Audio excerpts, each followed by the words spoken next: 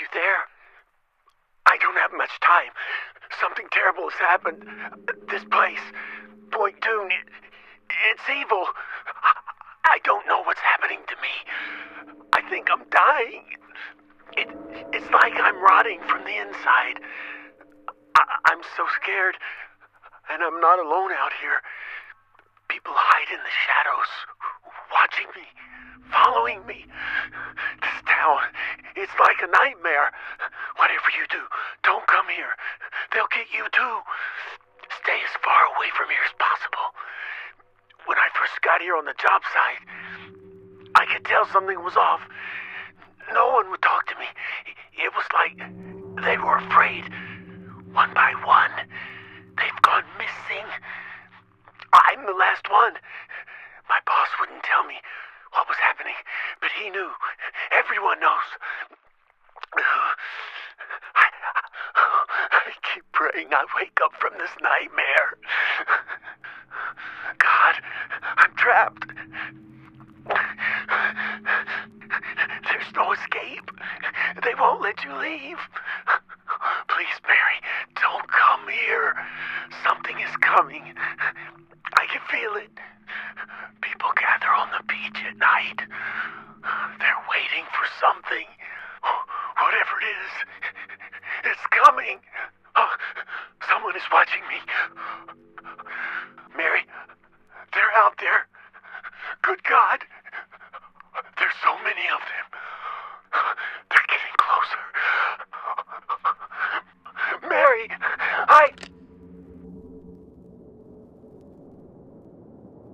Welcome to Play Horror for Me. My name is Logan. I'm Jesse Welch. And I'm Callie. And tonight's episode is Messiah of Evil. Ooh. Evil. Messiah of Evil, 1974.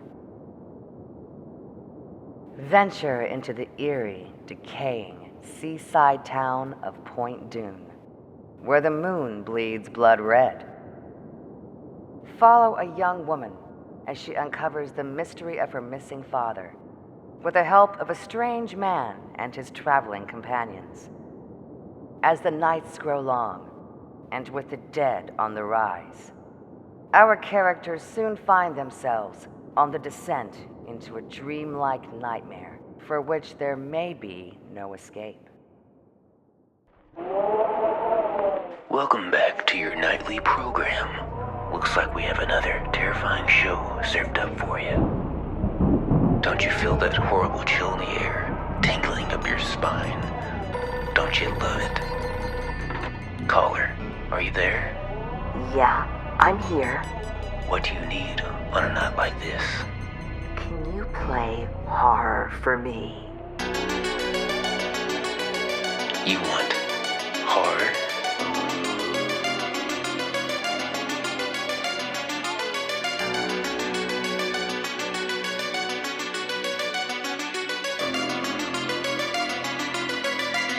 Play horror for me.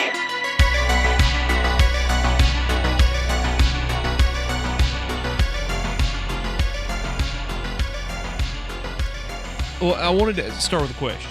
So, this is on your Mount Rushmore, yes? I mean, this is, it's up there, right?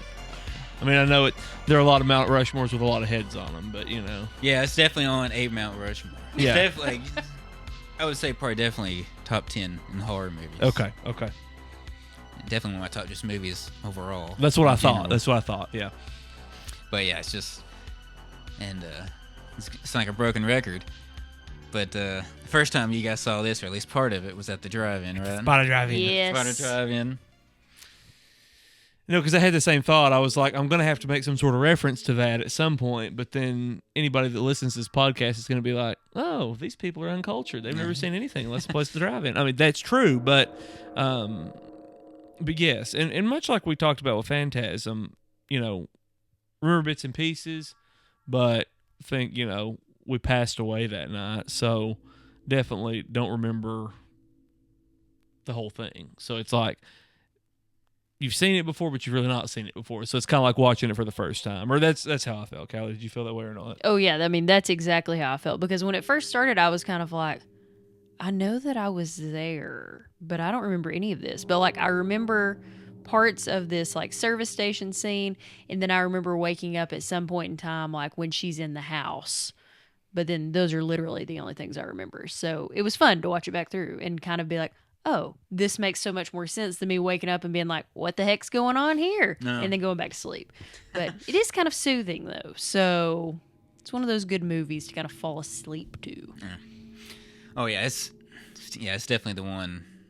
I've like, it's weird just my relationship with this movie because I think I saw it, I don't know, probably like 13 years ago, so it's not that new for me. Well, not that old for me. And I saw it like once, and I was like late at night, I kind of fell asleep, didn't really see the ending, and I was like, oh man, I really love that movie. And then for like years, I purposely didn't finish the movie.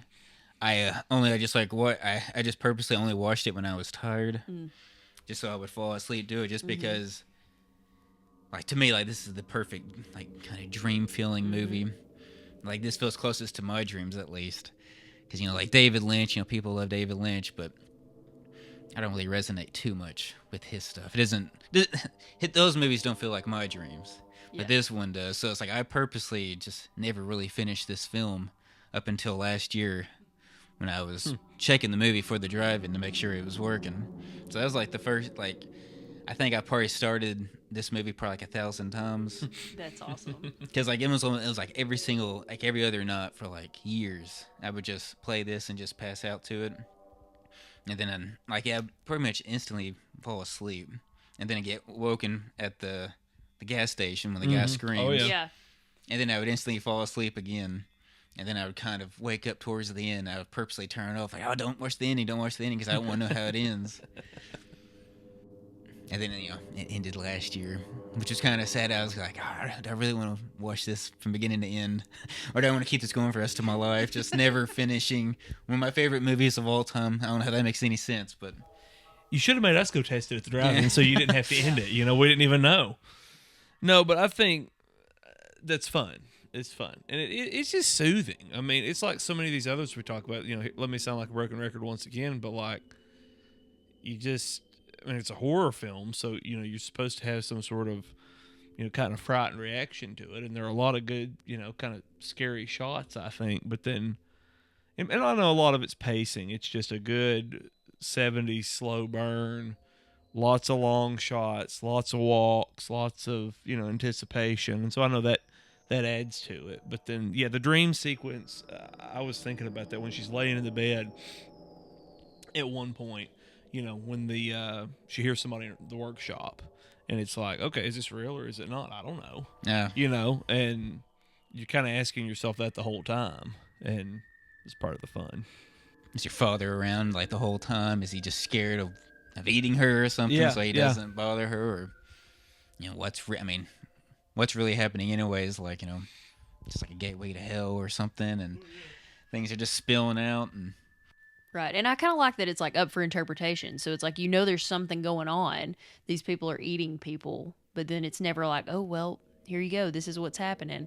Like you kind of are trying to figure it out as you're going along. You're like, obviously something's going on, but I don't know what it is. And you think there's going to be that full resolution at the end, and there's really not. Like, it's just kind of like, oh, well, yep. Okay. They let me live. So here it is. So, but I do think like the whole thing feels like a dream to me, especially in the house, because I feel like all of the artwork is not like weird just like by itself, but it's weird to have painted on the walls of your home. Yeah. Like, and I love the shot where one of the, travel companions is laying in the bed swing, and, every way she looks, there's a face staring at her. And I had already thought about that. I was like, okay, this shouldn't be creepy, but it's creepy because everywhere you look, there's like some random person painted on the wall.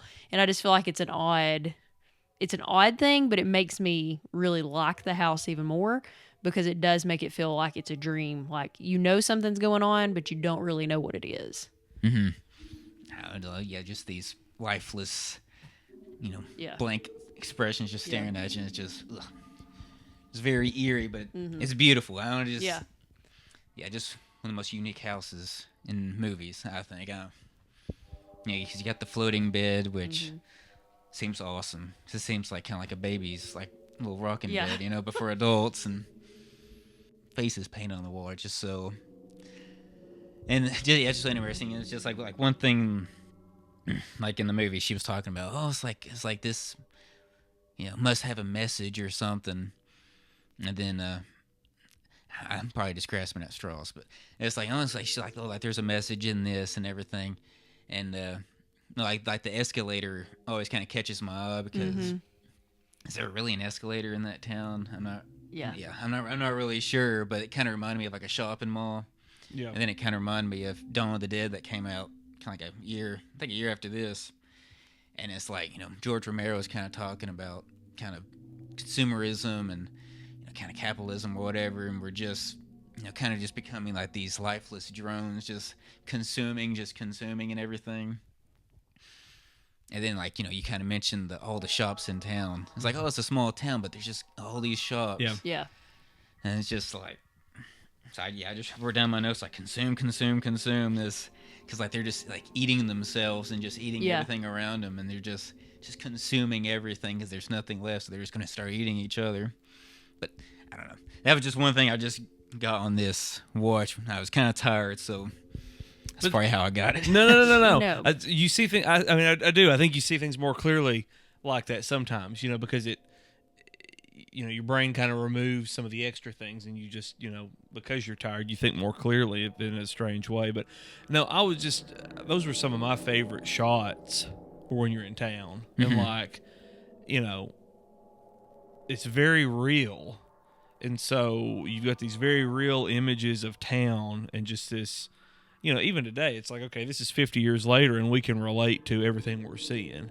Oh, GE washer and dryer, whatever you see. I was reading the signs in the windows, and it's like, okay, I can relate to this.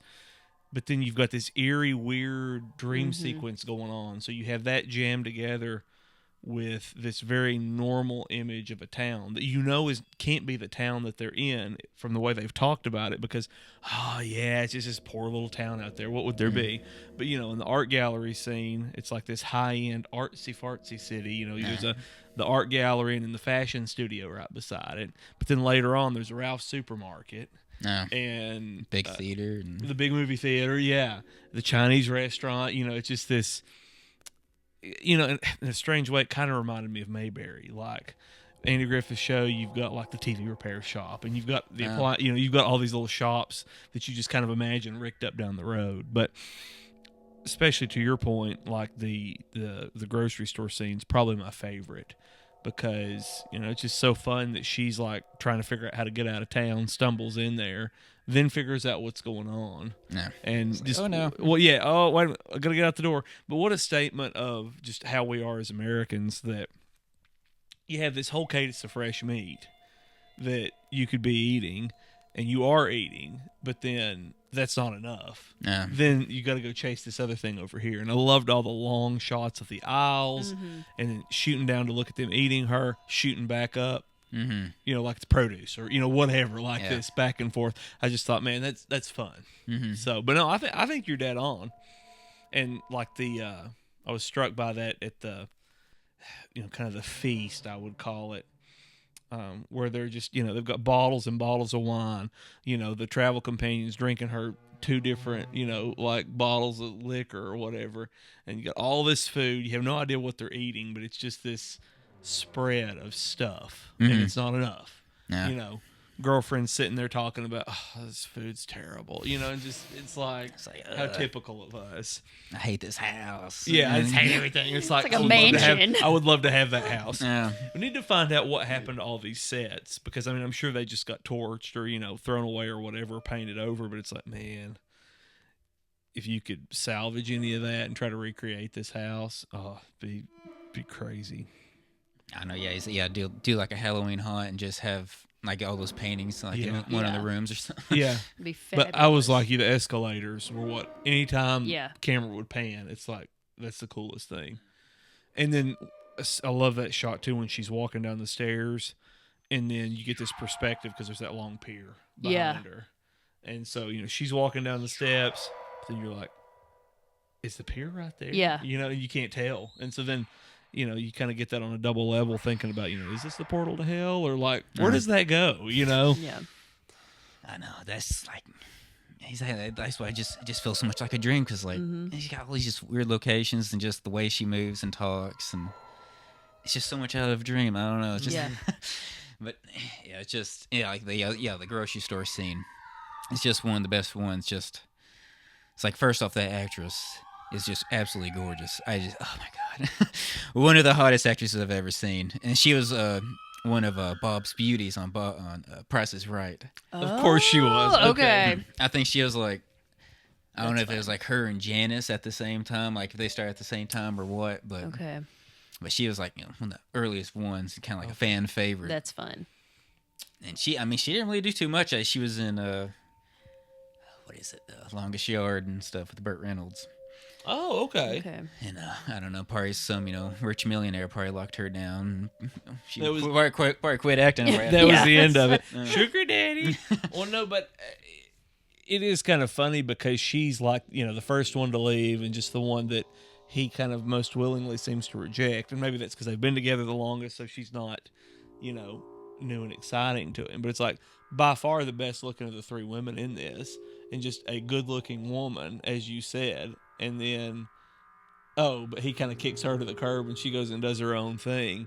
But yeah, it adds to part of the fun of the shopping scene because, it's like she's the one that he should have kept there in the house, got rid of the other two, but then she's the one that's left, partially on her own, but then it's having to try to find her way out of here, and then you just get eaten in the middle of aisle 12. You know what happens. I know, yeah, it's just like, her whole sequence is just amazing. Like, she leaves and, she's like, oh, like there's this drummer in, San Francisco. Yeah. And it's like, like you look at so many of those movies and I think about, like the 60s and the early 70s, you had like all these like girls that ran away from home going to California and stuff. Yeah. And it was just, it's just like almost like they think they're not worth anything. Like they only have value if a man loves them or Yep. something. Yeah. Like a man has to control me or whatever. Oh, So yeah. it's just like, I gotta, I can't do it on my own, but I gotta go to this drummer in San Francisco. Right. But yeah, just like, her sequence. And then when she leaves, and then she gets picked up by the guy. And I think his name's Albert. At least on the poster, it's Albert, the albino guy. He's who's- fabulous. Oh my gosh, he's so great because, he's just so striking. And then Oh, he's, yeah. and he's Yeah. got the eyes. Yes. Like, you notice the eyes. Yeah. Well, like whatever that symptom is called. I don't know. Or it's just constantly twitching. Yeah. I know what it's called, and I was going to throw it out there, but I can't think what it's called. But You'll think of it later. Don't worry. But yeah, just her whole sequence and just like the people staring at the moon. It's just so just so odd. You kind of get in the truck because I don't think they're going to attack me, but they're probably just high on dope or something. So I'll get in the truck or whatever. But yeah, it's just such a freaky sequence, and then like I don't know if you noticed, but like she gets hit in the ribs when he drives off. yes. Yeah. It's like it hurts. Like she probably cracked her rib there, probably, but and that always just catches my eye how it hurts. But Well, no, because I noticed it and I was like, was that in like? Yeah. I thought maybe it was like a plot point. They reached out and like cut her or something. Like something happened, and then you're like, wait a minute, no. I don't know that was supposed to happen. stood She's too got hit by the truck, Just so left it in. it's like I'm gonna keep acting. This is gonna be the last take we do. But yeah, just that whole Ralph sequence. Just like it's like there's just something about shopping, like being in at a public place at night. Like especially like whenever Walmart in the glory days, they're open 24/7. better times. Yes. I would go 1 or 2 a.m. Oh yeah, Oh, yeah. absolutely. And man, it'd be so much fun because you just didn't know what the hell you would see. Exactly. Yeah. Especially here in Sparta. Yeah. I mean. No, I mean the people watching was prime. It was also fun because there was nobody there, so like it was the time to go to get whatever you wanted. If there was anything you wanted, and not have to get run over by 25 people. Getting down the grocery aisle. But yeah, then you could watch people, and you're just like, do you even know where you are right now? I mean, And then if you got attacked, it's like, would anyone no. No. It's like I could already be screaming, and they Yeah. wouldn't find you, and No. they'll be like, I'm not gonna look for that. Yeah, I don't know what that is. I don't know. Well, just another night, you know. Yeah. Well, no, but it's like, and that's, of course, you don't ever see any employees in the Ralph scene, but it's like, I mean, you know nobody's going to come help, but then you're kind of like, well, you know, maybe somebody's there, you know, whatever. And then it's like, no. And then to your point, even if they were, what are they going to do? You know, Yeah. probably nothing. And then it's fun, too, because there's no, like, external forces trying to help at any point. You know, it's just these 3 ladies, 1 gentleman, kind of against all these people. And then suddenly 2 cops appear out of nowhere. It's like, who called these cops and where have they been and, you know, what's going on? But here again, dreamlike sequence, so that, you know, makes it fun. Yeah, that's kind of like the cops and kind of like, you know, like the woman that he meets on the side of the street. You know, it's like, hey, can you help me? It's like, my husband shot these people, whatever. And then he's like, oh, your eye's turning. And yeah, it's just that whole idea that there's this whole bigger story like happening behind the scenes. Like, it's almost kind of like Invasion of the Body Snatchers, where you know, the whole town is just transforming, but no one's really paying attention. Or if you do pay attention, you kind of doubt yourself because it's like, well, this can't be going on. Right. If it is, or if I think it is, I'm not going to tell anyone because they'll think I'm crazy. Right. So this stuff is just slowly just transforming. You know, it's like the cops on the beach. They're like, oh, this is your dad. And it's like, well, they're probably not turned yet, but they're probably trying to get you the hell out of here because they don't know what's going on in town. So they're trying to, you know, just get out of here. We don't know what's going on. Right. And Yes, if sorry. we told you anything weird was going on, you wouldn't believe us. So Well, it's just not a good town for tourists. You Yeah. know, this is not a tourist town. So what does that even mean, you know? You get got whatever that is they're getting. I mean, they know you need to get out of there. it's like getting the devil. I don't know what they're getting, but Whatever. It's not good. Whatever Yeah. it is. But to go back to the, oh my gosh, I got sidetracked from the grocery store. But just that scene, just like the shots of her looking at the guy, and he's like staring at her, and it's like they do that shot like one at a time in the theater, where he's looking back at her and the lights are dimmed down. Yeah. It's just like creepy stuff like that. It's just very eerie and just that whole grocery store sequence because like there's no horror music playing. It's just the store music. Store music, Yeah. yeah, which makes it even better. Yeah, makes it 10 times creepier. Just like the theater sequence where you don't get any horror music until the very end. Yeah. And it's just, you know, that Gone with the West trailer. Yeah. And it just keeps adding the suspense and stuff. You Yeah. know? Seeing James Caan being shot and you're just like, what's going on? He's pulling up at the toll booth. Something's going to happen. Hold on. Yeah. No, I love the theater scene too. It's because you're like, okay, there are people filtering in. And then you're like, oh, more and more people are going to be here. And then she doesn't even realize what's going on. She's just minding her own business, eating her popcorn. And then, you know, the people sit down beside her and she's like, hold on, wait a minute. And then you turn around and see that literally every seat is taken behind you. I just think it's so much fun the way that they like shot it. So it like builds suspense while you see all these people coming in. Because you're like, oh, are they going to attack her from, you know, behind? Or what are they going to do? Because you know something's going to happen, but you don't know what it is. But I think it's just a fun one. Yeah. It's just kind of Just like you're one creepy. step ahead of her. And Yeah, it's just like, yeah. oh no, it's just like get out. But yeah, it's like that'd be so terrifying just to turn around and just see all these people like pale skin and like these bloodshot eyes just staring, and it's just like, ugh. Oh no, this isn't good. Well, you think of how many things we've gone and seen late night at the theater where, you know, maybe it's opening night or it's late in the run or whatever. We're the only ones in there essentially, or maybe a couple other people. So it's like perfectly identify with that scene because it's like, you know, would be watching the movie. Would we pay attention if people came in and started sitting behind us? It's like we wouldn't have any idea. So then, you know, it just, I know. it's fun.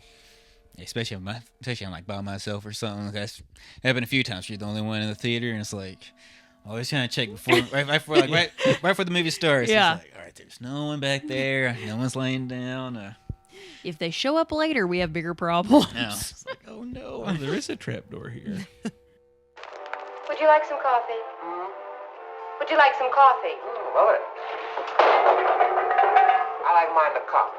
See James Cagney on the big screen at the Fox Venice Theatre. Kiss tomorrow goodbye. one of the greatest gangster films of all time, projected again on the big screen. Catch the late showing tomorrow night, plus next weekend, the new James Caan Western, Gone with the West. The Fox Venice Theater is a thrilling experience unlike any other. Tickets, 50 cents.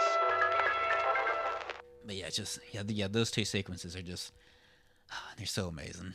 And it's like if you notice the lady who dies in the theater, Joy Bang, great name. I don't know if it's real or not, but she was in Pretty Maids All in a Row with Rock Hudson. Okay. But then and Telly Savalas. I thought she looked familiar, but then so often I have trouble placing the people that where they go. So okay. Yeah, she was like one of the students that get with Rock. Okay. Rock. She like sucks her thumb and stuff. So basically plays the same character. Yeah. So we need to watch that again. I enjoyed it. Oh yeah. But need to watch it again. Well, yeah, one of the best '70s movies, and if you noticed, the lead actress, or Harlita, I think that's how you pronounce it. I think her name's Marina Hill, but she plays one of the nephews in I think Godfather 2. I know she plays one of the Corleones. I don't know how big of a part. I don't know if it's in 1 or 2, but she's in Okay. The Godfathers. I'm gonna have to ponder or read about that because I can't place her, but that doesn't mean anything. I mean, probably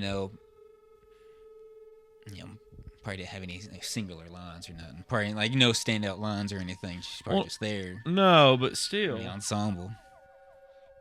Because I had trouble with her in this one because it's like I think she's probably a talented actress because so much of the way she acts is because it is this dreamy sequence. So I think she probably did a really good job doing what she did. But it was just so painful to watch her walk or to do anything because it took so long. And so it's just like, so then I think that's also part of the reason that it gives so much more power to the supermarket scene or even the movie theater scene because these other two girls just have more of a vibrancy and a life to them. But I think, it's an intentional, difference between the way they act and the way she acts. And then, also how she interacts with the main male lead and, how they go back and forth. So I'll have to ponder on that. The Godfather thing. I'm going to have to figure out who she was in it. Yeah, I think, but I'm pretty sure. I don't know, but yeah, it's just, yeah, I can understand why,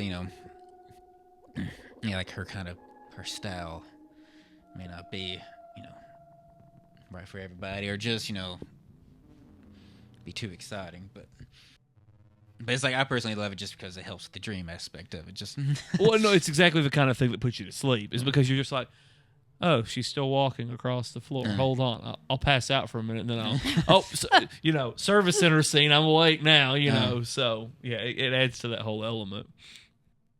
Yeah, because like she's pretty much just like kind of just like just flowing. Or, kind of just like gliding through the sequence or something. Yeah. No, she moves like an apparition, and which I'm sure is the point, and especially the fact that, at the end of it, it's like, oh, yeah, she's in an insane asylum, and we're telling this story about, what's happened, which, circles back to, is any of this real? You don't know. They say that nightmares are dreams perverted. I've told them here it wasn't a nightmare. But they don't believe me. They nod and make little notes in my file. And they watch me now, waiting for me to scar my breasts, to eat insects maybe, or to lift my dress like some crazy old woman and urinate on the floor. But there's so little time left. You've got to listen. Not far from here, there's a small town on the coast. They used to call it New Bethlehem, but they changed the name to Point Dune after the moon turned blood red. Point Dune doesn't look any different than 1,000 other neon stucco towns.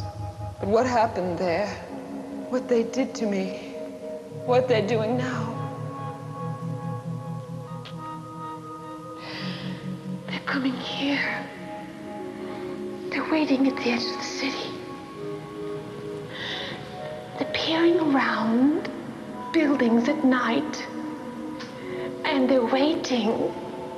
They're waiting for you. And they'll take you one by one, and no one will hear you scream. No one will hear you scream!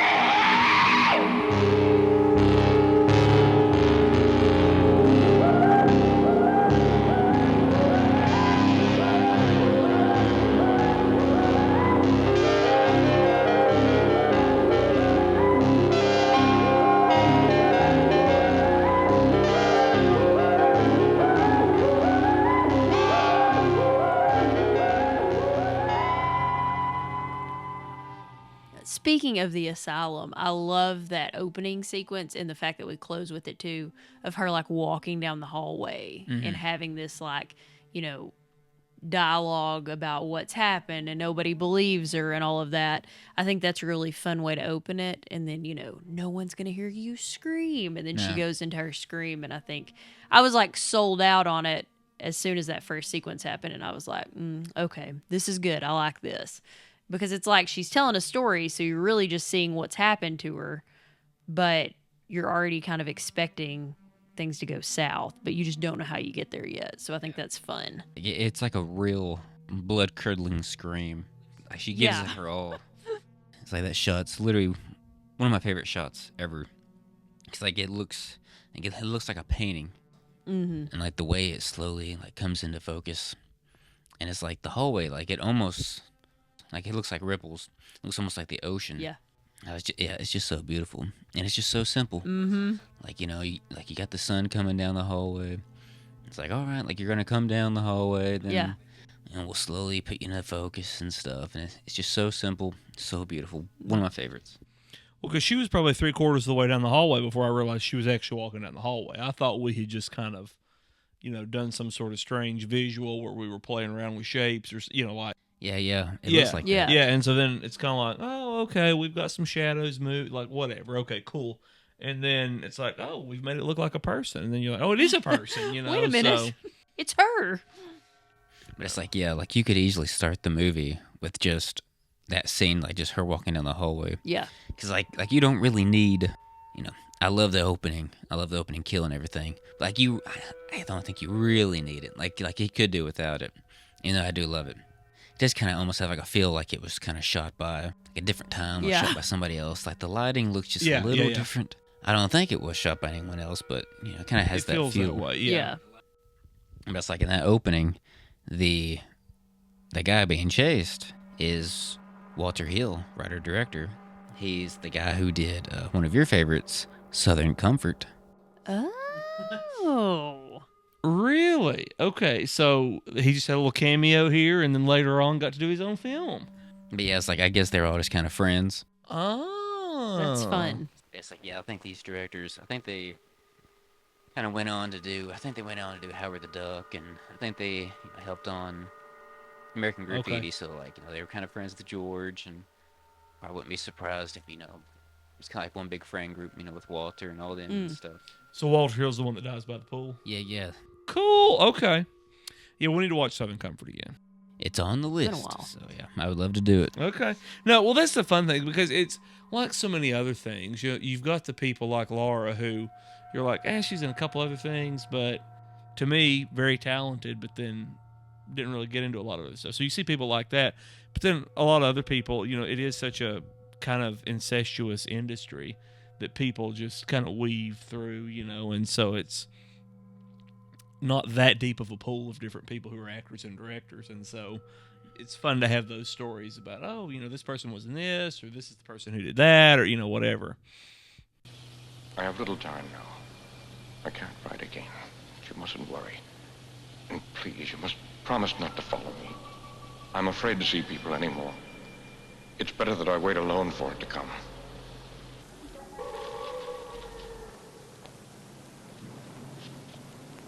Dogs. Stray dogs. Doesn't sound like dogs. Has to be dogs. I've hunted in them woods out there. Nothing but quail and rabbits. Rabbits don't make that sound. That's Point Dune ahead, isn't it? Why do you want to go to Point Dune? I'm visiting somebody there. I can't understand why anybody would want to go to Point Dune visiting. I mean, it's just a piss poor little town. It's deader than hell.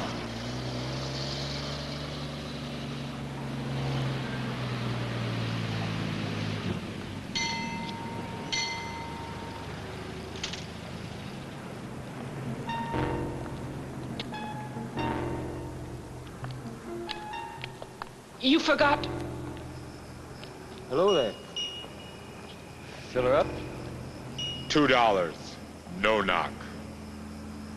Yes, sir. Hey, I just love the beginning with the gas station. Do have one question. It's like when he goes, $2, no knock. What's no knock? Yeah, that's what I thought he said, but I also did not know what that means. Carman, what does that mean? Hey, Jazzman. I don't know exactly, but this would have been about the time that, now it's all unleaded fuel. And I think at this time, fuel would have still been leaded. But I think originally that was like a marketing ploy.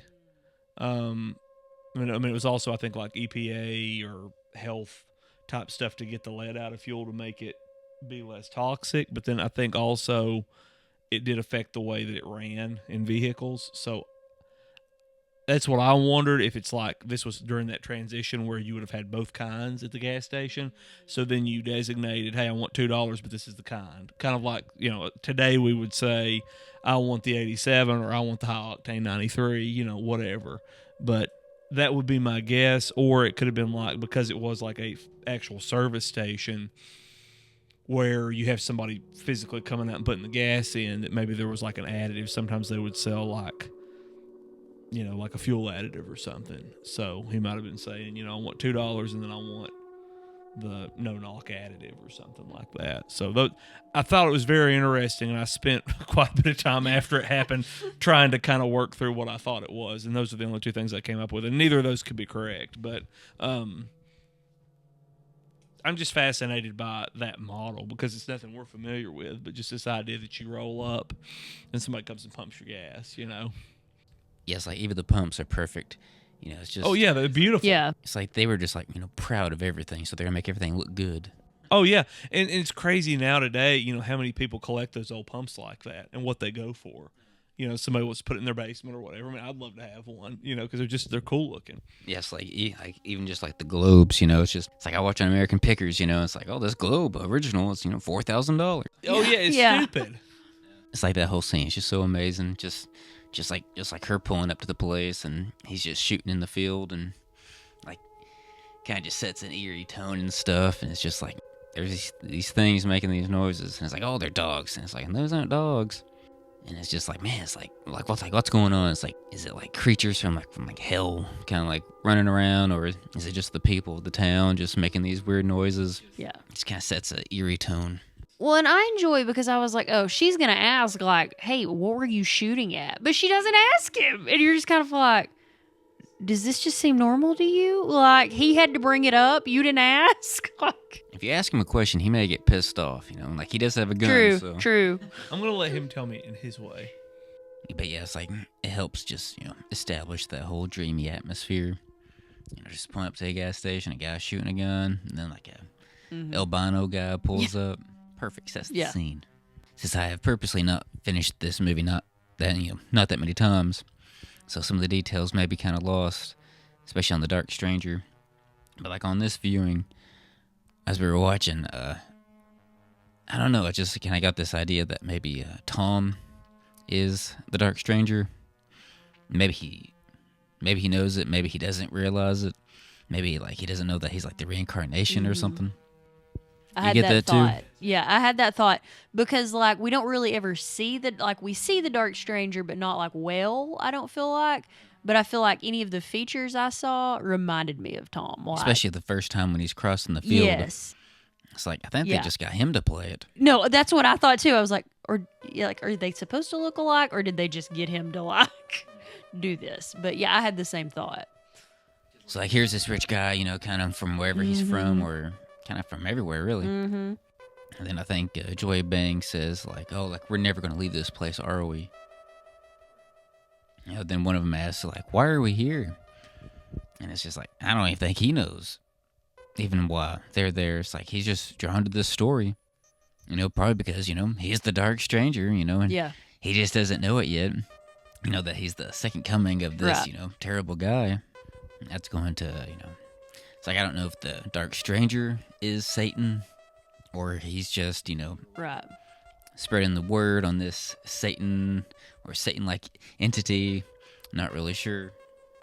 Yeah, it just really caught my eye this time, especially when they go to the sea at the end. Because, the first time 100 years ago, the stranger goes to the sea. Yeah. And this one, like 100 years later, he goes to the sea and he disappears. Yeah. And it's like, all right, so now he's back, and now now he rises again at night as the, as the full reincarnation of the, Dark Stranger. This is why it's good that we do this, because I'm kind of slow. So I hadn't even thought about that. So, but I mean, I think it makes perfect sense, but I hadn't even really thought about it. I thought, and I guess it could have been him, but I was expecting at the very end when she's in the asylum, has the painting, she's frantically painting when the attendants are coming up. And I thought it was going to flip and you were going to see the painting and it was going to reveal who the Dark Stranger was. Which, I mean, still could have done that with him, but I thought that would be a cool way to, like, because it's one of those movies that, to me, it feels like it's wrapped up 2 or 3 times and then it just keeps going. So then you're like, okay, we already knew she was in the asylum, but then we're back to the asylum, which was cool to bookend it. But then I think I was kind of almost expecting there to be like this final, piece of who he was. And it's powerful that you don't know, but then it would have been fun if you had too, all at the same time. But yeah, I hadn't even thought about that, but definitely could see that. And then especially since they just kind of appear in random places, we're looking for her father, and yeah, so it's an interesting thought. Yeah, because it's never clear why they're looking for her father. Mm-mm. Like, and why is he recording like this story? Like, none of that is, because you think, okay, well, is he like a reporter, or like he's really involved in this, like he wants to know more? But then it's just, none of it's really revealed. It's just kind of like he's just drawn to it, like you said, Logan. Like, for some reason, he's drawn to this story in this place. So I think it's a valid theory. Something just clicked, especially when they were talking about the Donner Party. Mm-hmm. At the end, when they're lying in bed, and they talks about, how he had a dream, and we were cold, and we were in the forest, and I don't really know if he said it was snowing or not, but it's like, well, that's kind of like the Donner Party, Yeah. They were snowed in, and they had to eat each other. Yeah. And I guess I always thought the whole time that, like, it was the albino guy was the Dark Stranger, because he kind of seems like he's, I guess because he's driving, it kind of like he's leading the pack, but then would make even more sense, I guess, if it was, our fellow traveler here. Yeah, his traveling companions. Yeah, his traveling companions. Yeah. I mean, let's be honest, the devil always has followers, so it would make sense.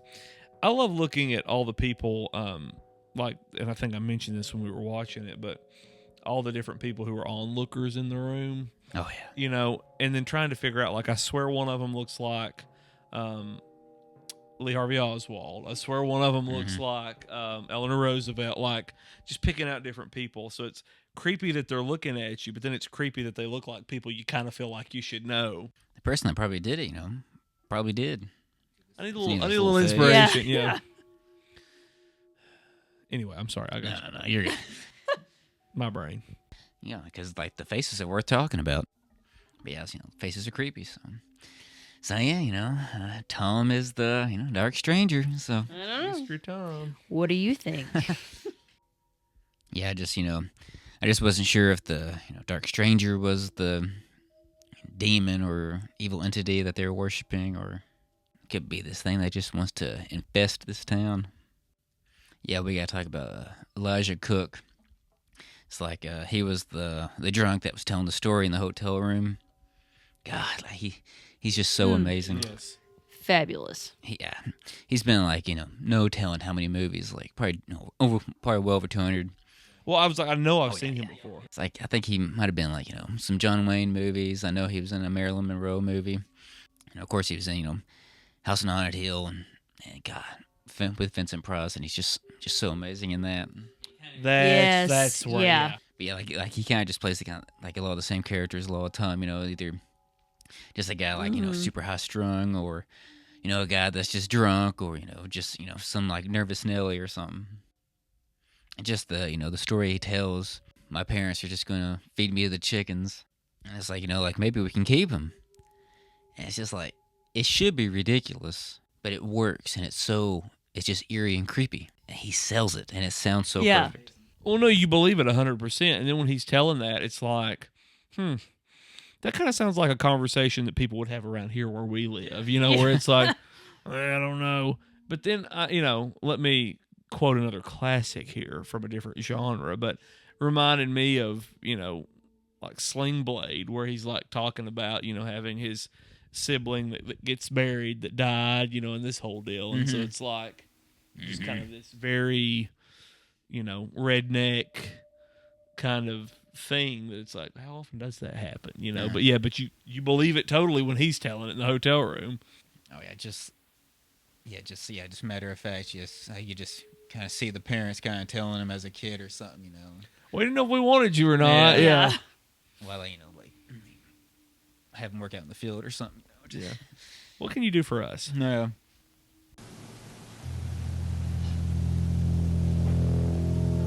I'm as old as the hills. Mama delivered me herself. She took me from between her legs. Bloody little mess. Just about to feed me to the chickens. And Daddy said, maybe we could use a boy, Lottie. That's how I came into the world. Excuse me. They said at the gallery that you were looking for Joseph Lang. He's my father, and I just... Just come in and close the door. All I want to know is if you know... Close the door.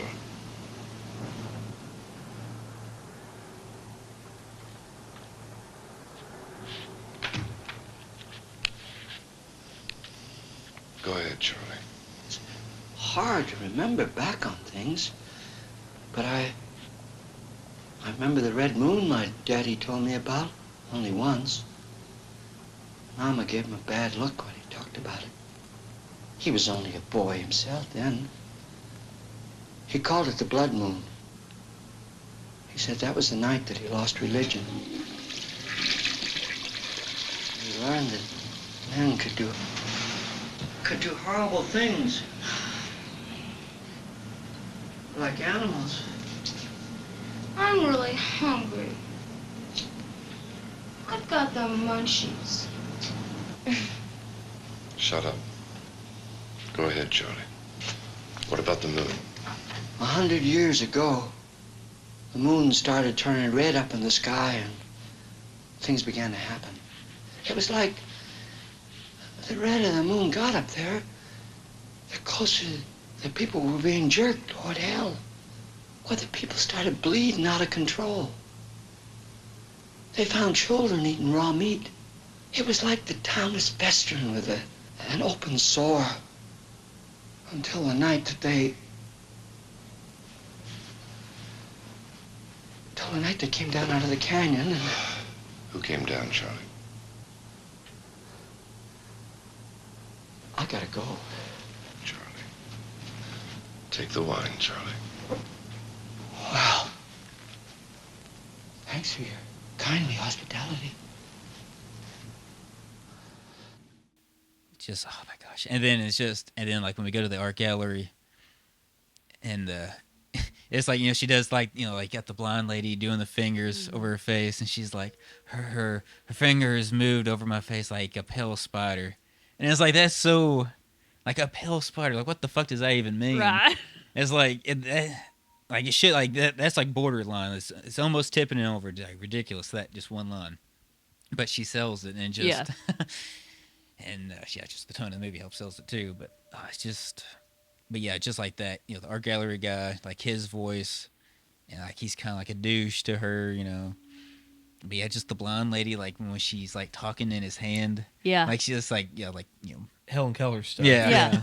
Yeah, it's like we've established that she's blind, but like I didn't know that she also was mute. yeah, so- like No, and then I love her assistant. Like he's so good, Yes. just in that one scene. No. But he and then the old drunk both kind of make it in their own way because they just have a couple scenes or one scene or a couple scenes apiece, but then just kind of set the tone for this whole lead up for her trying to figure out what's happened to her father. Mm-hmm.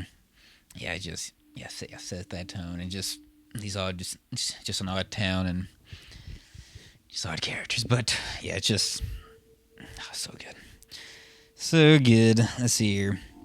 But yeah, it's like you're talking about like all the kind of like the faces, but yeah, like all the actors, like the zombies and stuff. Like, no, a little piece of trivia. It's just I know like they were all like I think like at NASA or something, like laid off a bunch of workers.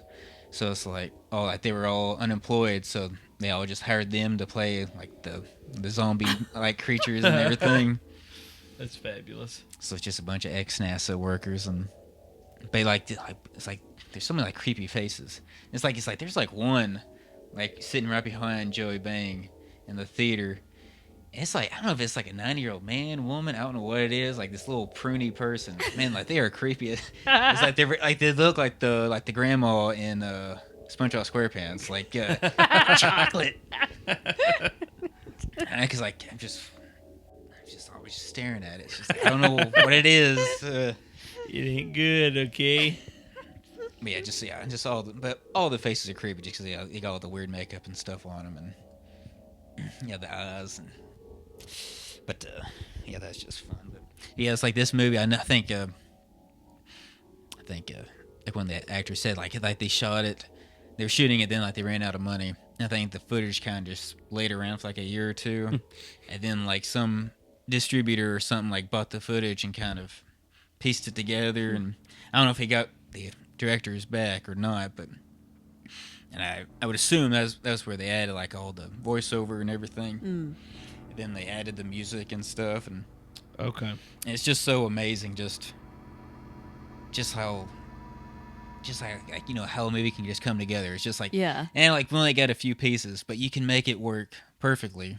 Because some movies you got the whole script, you film everything you want, and you're like, hey, that went perfect, and then you edit it together, and you're just like, well, this isn't good. So that's a lot of money wasted in time.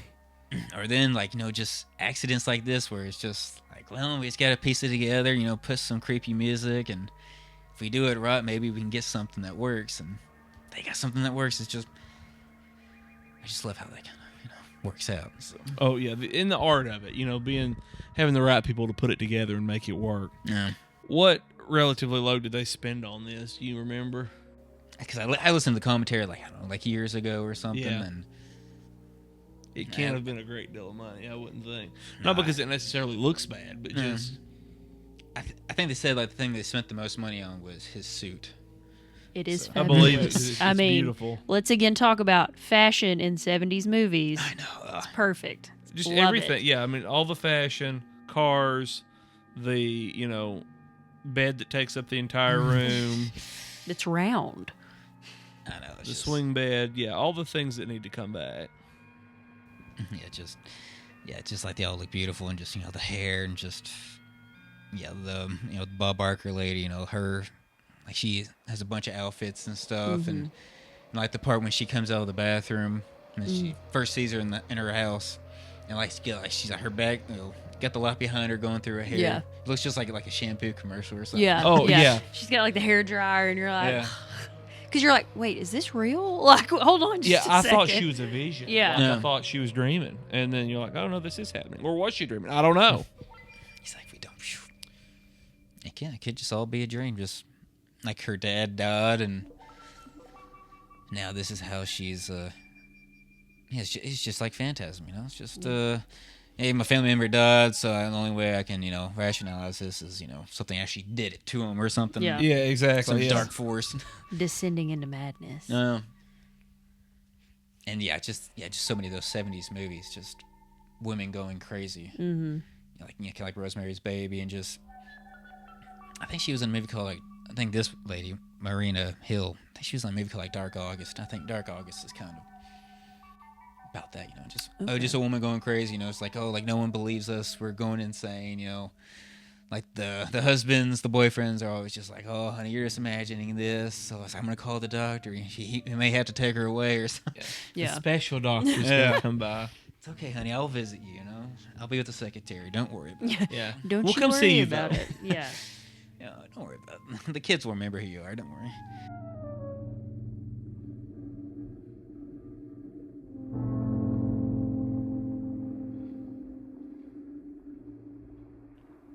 Yeah, I mean, I want to go shopping at that Ralph's. I mean, it's like, Yeah. I didn't know I needed groceries, but after that scene, it's like, yeah, I need to go consume something, I know. I'm going to have to go hit the meat aisle and the soup aisle and everything else, Had some pretty good looking produce, and maybe I need to go buy a color TV. And then, they had the one window that was talking about air conditioners, and it's like, yeah, I need an air conditioner. I don't know, Yeah. but it's...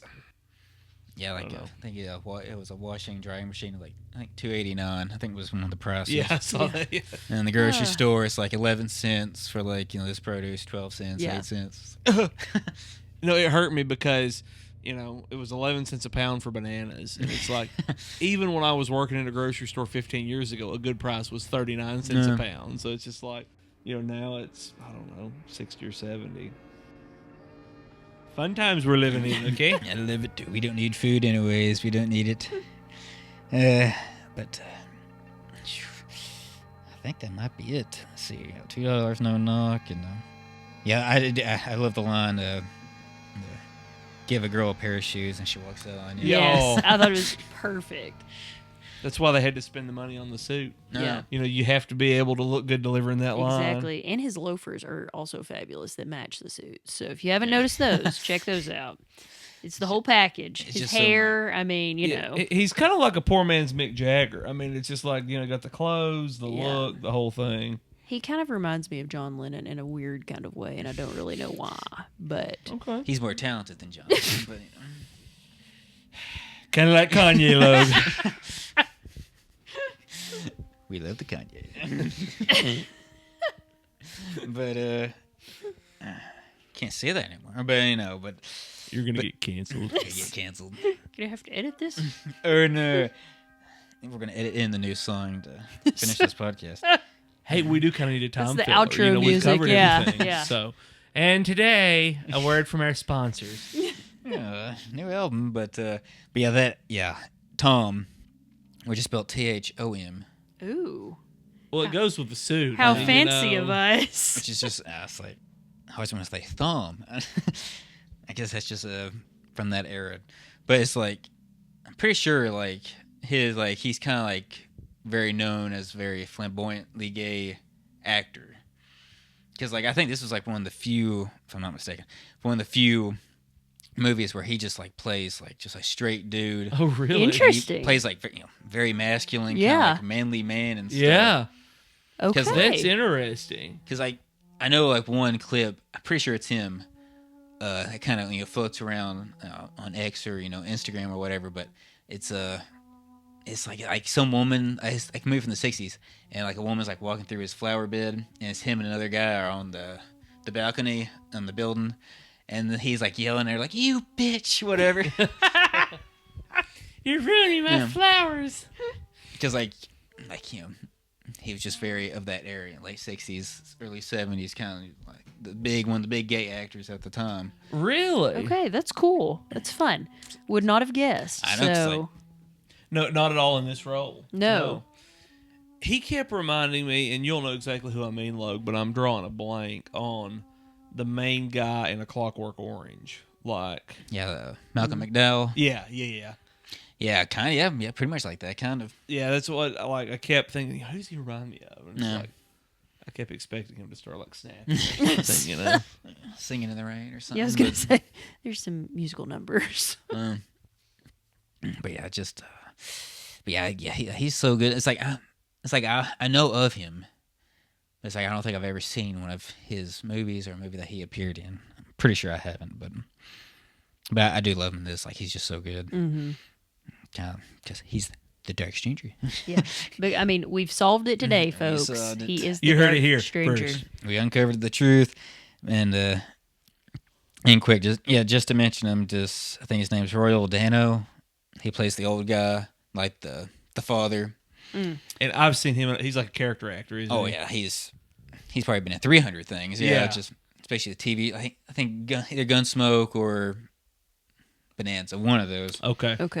But yeah, he's like in Ghoulies too, and Killer, Clans from Outer Space, King of Kings, yeah, and Gunsmoke.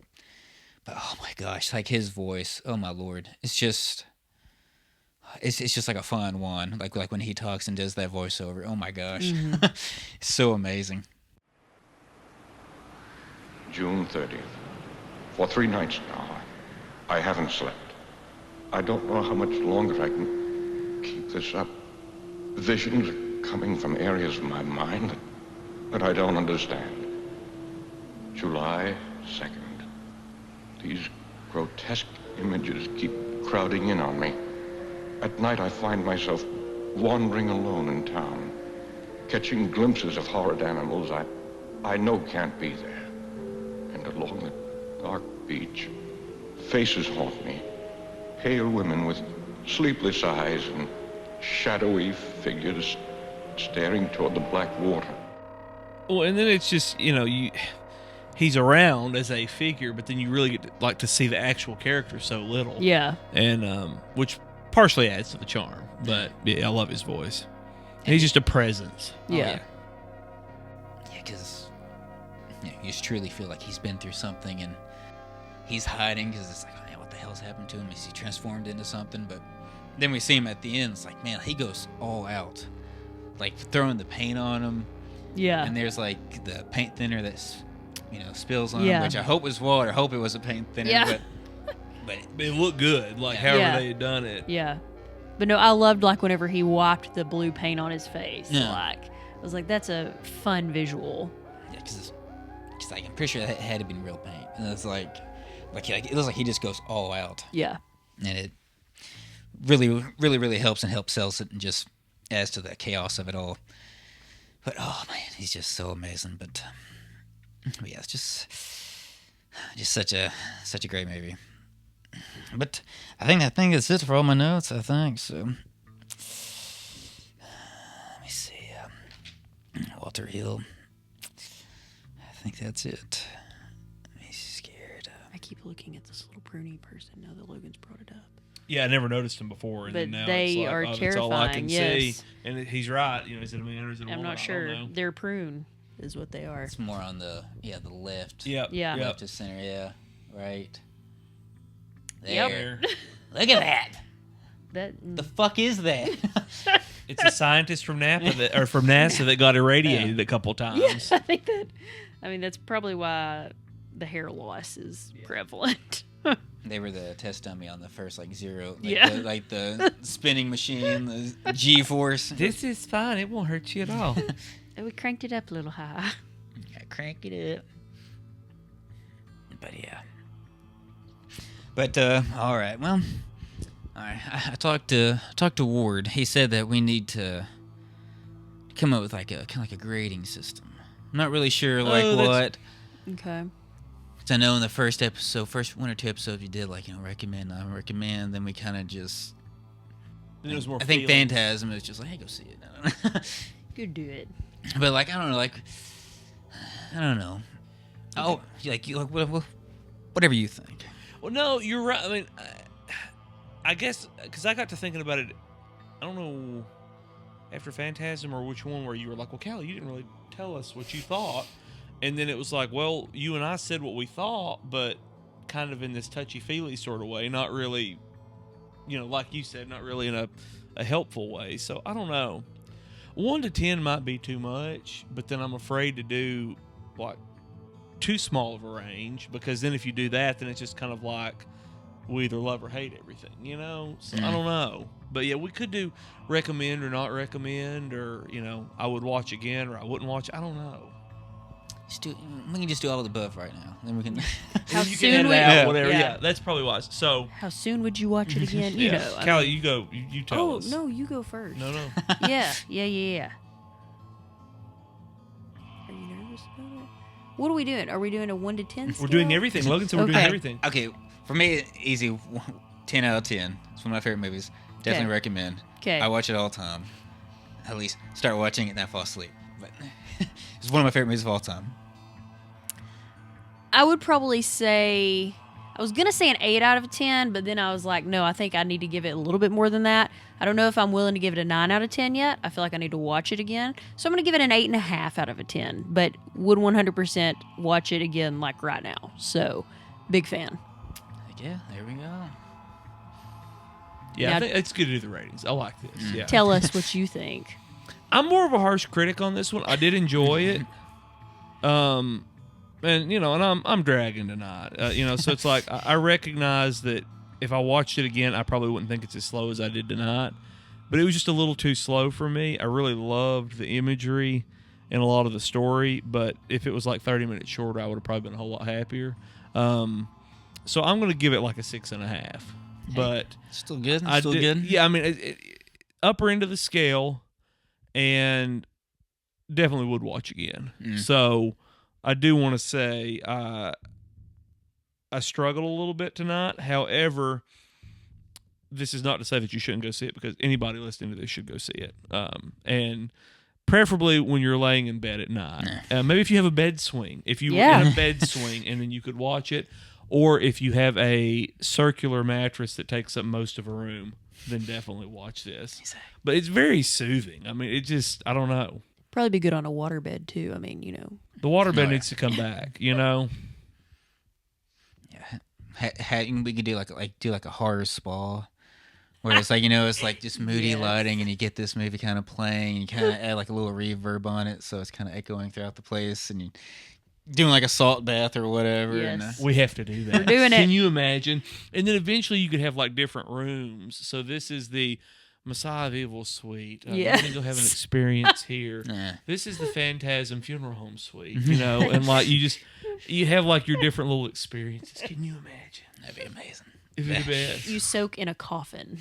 Yeah, you have like physical experiences, but then lights, smells. That would be fabulous. Yeah. Because those places, I mean, they pop up all the time. They do huge business. Everyone's like, oh, we gotta do that. The sauna and everything. Oh yeah, it's like such Horror themed. Such a big thing. Trademark, copyright. Oh shit! Don't steal our idea. You can edit that in post, right? I'll just bleep all this out so they can't take it. Okay.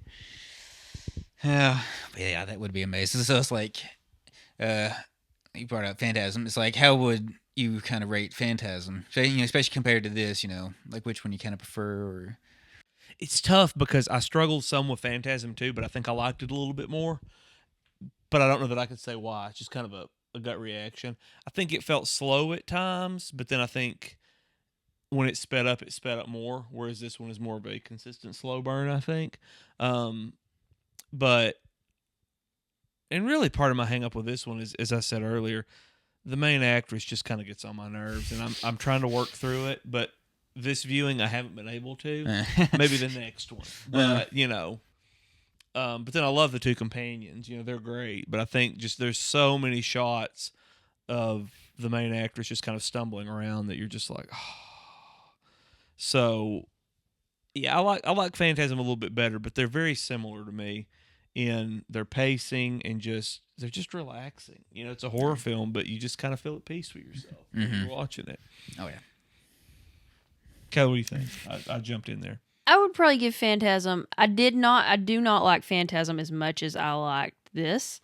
Now, to be fair, the second time we watched Phantasm, I was more favorably impressed with it, but still think I prefer this a little bit more. And I, like you said, for the opposite reasons, like I don't really know why, but I would probably give Phantasm like a 6 out of 10. Not because it wasn't good, because I did enjoy it. And I think it's one of those that the more you watch it, the more you probably do enjoy it. So that would be my opinion of it. So I just, still good, but not. Yeah, well, it's fun that we flip flop. So, and I need to give a number to Phantasm. So I said 6.5 for Messiah of Evil. So I would probably say 7.5 for Phantasm. Wow, a whole point. A whole point. I think the card does it. So the card. Well, I didn't want to say that, but I was thinking, I was like, I do love that hearse. So, I mean, the hearse is fabulous. kind of tough to rule that. But then, I mean, you don't get to see enough of the Mercedes in this one. But, I mean, it's beautiful, like we talked about a little bit. So, there's always options. No. Yeah, same about me. 10 out of 10 Phantasm, Yeah, because both of my top 10 of all time. I just love the moody, just like anything dreamy, because we've always talked about dreams and stuff. I'm just so fascinated by dreams, and like last night I had a dream. I was in this store that I always go to. It's kind of like part Walmart. Then you get like a VHS bin at the back, and then at the other side is J.C. Penney's, and then on the other side you get like a garden center, which is always Halloween decorations. Ooh. And then for this dream, there was a center of like cubicles and stuff. And I was like hiding in it with I had like an axe and stuff. And I don't know if somebody was chasing me or if I was chasing somebody. And then at the end, I just kind of said, fuck it. And I started pouring gasoline everywhere. And the cops started showing up. And I was just going to kill everybody in the dream. I don't think the fire ever caught. I think we had a shootout. And then I went in the changing room. And then I woke up. So I think cats woke me up. So. George. Right in the middle of a good dream. I know. It never fails. I don't feel like I have as many dreams as I used to. And I don't know if that's because I'm getting old or if it's because, I'm not sleeping as well. But, but then like when you do have a good one, then it's kind of, or like not a good one, but just one that you remember vividly, then it's like, oh, wow, that was cool. So. Yes. Sometimes they're too vivid. Yeah. He's like, last night was very vivid. That's how I remember it. And I think last week I had a dream that I accidentally, it's like somebody pissed me off, and then we were in the creek, and I was with another person. I don't know if it was Kevin Durant or whoever it was. and then I drowned the person who pissed me off, and then I was like, all right, I'll let them die, and then I'll revive them by doing like the CPR. Doing the CPR. And then, did that for like 5 minutes and then never woke up. And then it's just like, oh no, my whole life's going to be ruined because I'm going to go to jail. Yeah. Because that's the vast majority of my dreams, just I'm scared of going to jail. What does that mean? Yeah. I think that was like at Rock Island or something. It was kind of like a variation of a Rock Island. So okay. It is funny how your subconscious like drifts to some similar places. Yeah. Of course, sometimes it's like brand new, and then other times it's like, oh, this is familiar to me. I come here often, so it's fun. Exactly. Fun. Dreams are fun. Fun. It's going to be our second podcast. We probably do need to have, maybe we can start incorporating that too. My dream from this week was that, because it is fun. Be a special segment. That would be cool. Yeah, document the dreams, because then if you start forcing yourself, then you'll start remembering them more, easier stuff. Yeah. Instead of just forgetting them. But yeah, just 10 out of 10, 10 out of 10. Phantasm is perfect double feature. So at the Sparta Drive-In. At the Sparta Drive-In. So Tommy, we hope you're listening. This was the third feature after Halloween and the first Terrifier.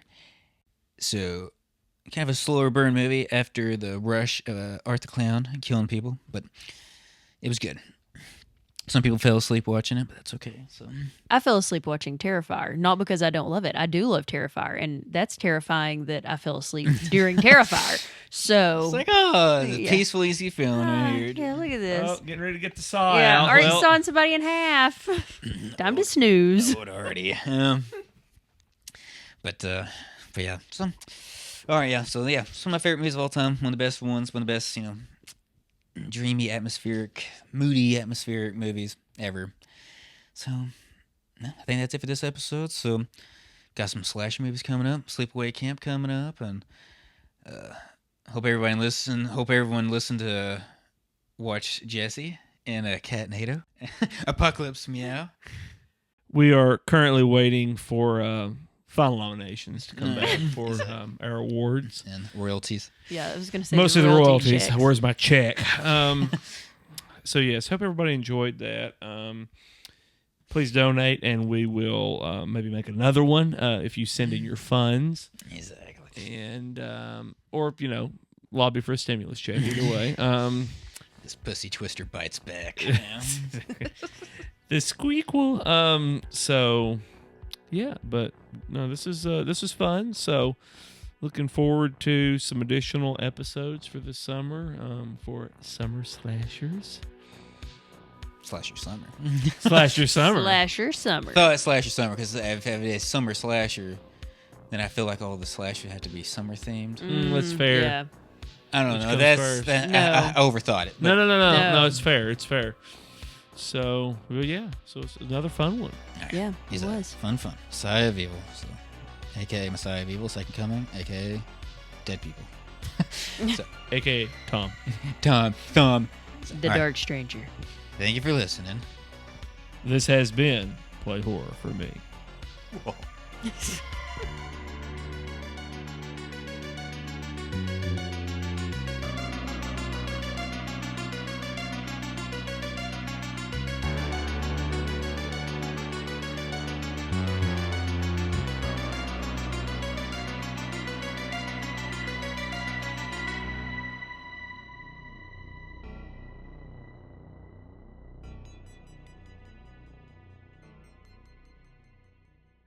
Hold on to love, hold on to love, so the moon above will not turn red with hate. Hold on to faith, hold on to love, hold on to love, but beware of men who became beasts of prey. How many are there? Child without a soul, men without a heart. They're one hungry goal to tear your life apart. How many are they? Don't try to find out. Stay away. They are without shame. This is not a game. From them stay away, or you could become one. I say, I gave my message to the wind. I told my story